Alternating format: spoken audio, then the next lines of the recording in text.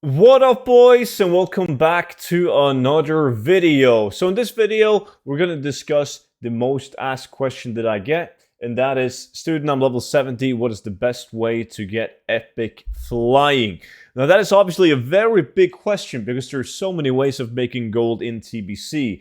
But in this video, we're going to talk about the easiest ways, in my opinion, to obtain 5,000 gold. So it's not going to be some life hacks on how you can do some like erotic role-playing gold shire and acquire 5,000 gold in no time. This is going to be simple stuff that everybody can do depending on what class you play, what spec you play, what professions you have, and all of that. So before we dive into the specific, I do want to mention the campaign that we got going right now. It's actually my birthday at the date that I upload this video on Thursday. So I'm 19, by the way.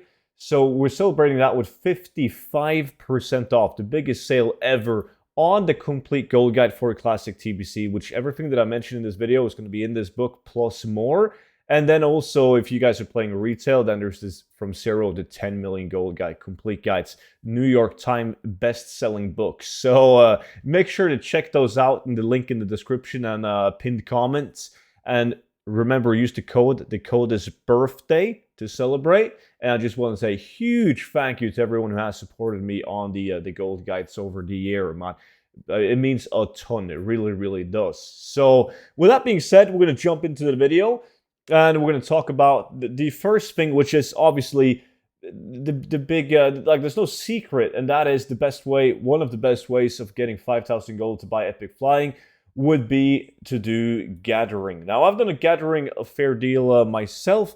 I'm currently sitting at like 17,000 gold after the clean out, and I do have my epic flying. So that was achieved in 5 days, and that's by doing mainly herbalism. But herbalism and mining and also skinning are all very strong. Now, naturally, if you guys have herbalism, you don't want to do Blades Edge Mountains, you don't want to do Sangamarsh, and you don't want to do Nagrand or Hellfire. You want to put your focus on Netherstorm, Shadowmoon Valley, and Tarukar Forest. Now, why? Because Blades Edge, it's not that good. It really isn't. There's like the zone-specific herbs. No. Hellfire, the same. Nagrand can be good if you are in a layer with not that many people, but you're better off doing Tarukar Forest because of the specific, the Tarot Cone. And then you want to do Shadowmoon Valley because it has the Nightmare Vine, but it also has the Dreaming Glory. And then you want to do Netherstorm because it has, well, the Dreaming Glory, but also it has the Nether Bloom. And all those trees, herbs like the Nether Bloom, Nightmare Vine, and the Tarot Cone are of the highest value. Like if you don't look at, for instance, the Monotistle, which is only at locations that you can reach with flying mounts. So that's how you do herbalism.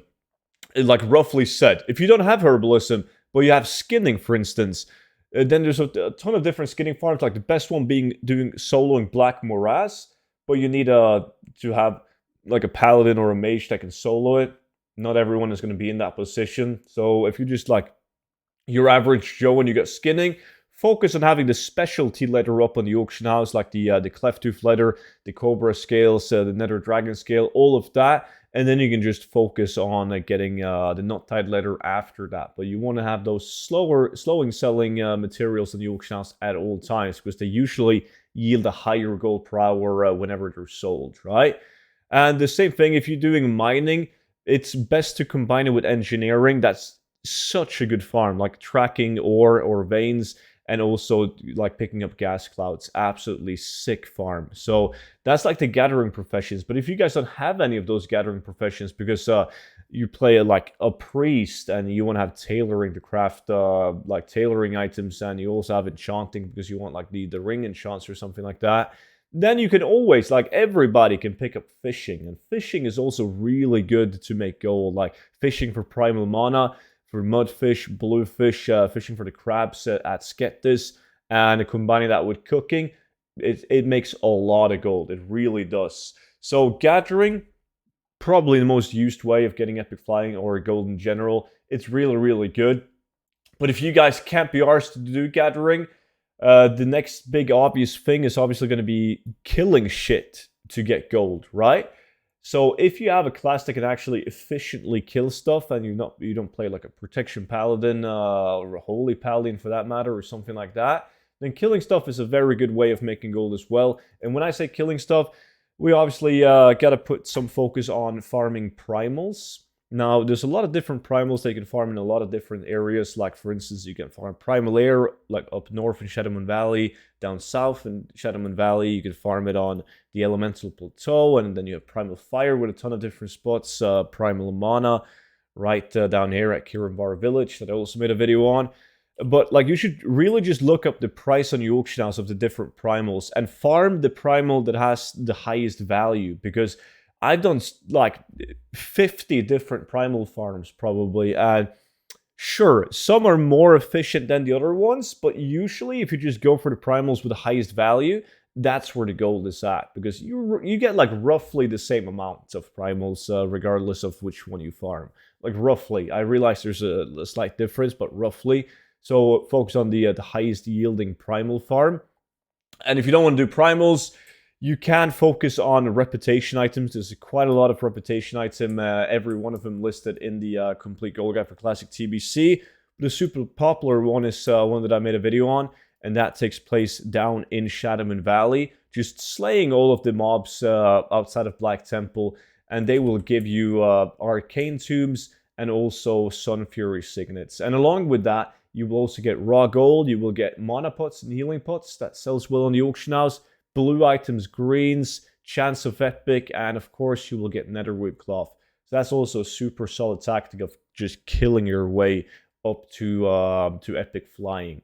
Now, with that being said, I did make like almost 4.5k gold or something like that in like together less than a day, just by doing quests. So that's another option of making gold. I'm not sure how everyone leveled, but like the vast majority of people leveled through dungeons. Now, the reason why you want to do that, level through dungeons, is because you want to maximize your reputation gain. You can farm dungeons up until Honored, and then you can go back and do quests, and you will gain reputation above Honored. But if you do quests and you end up at Honored, and then you do the normal dungeons, you're not going to gain any reputation from those. So it's the most rep efficient to level up from 60 to 70 with dungeons. So that's what I did. And on top of that, when you're at max level and you do the quests, instead of getting XP, you get bonus gold. So I made like 4.5k gold doing all of the quests, and I haven't finished Tirukar Forest yet, so I'm going to easily get to over 5,000 gold just by doing all the quests in every single zone. So that's like the last method of making enough to reach the 5,000 gold for the epic flying. So if you guys got any questions whatsoever, then make sure to leave them down below in the comment section.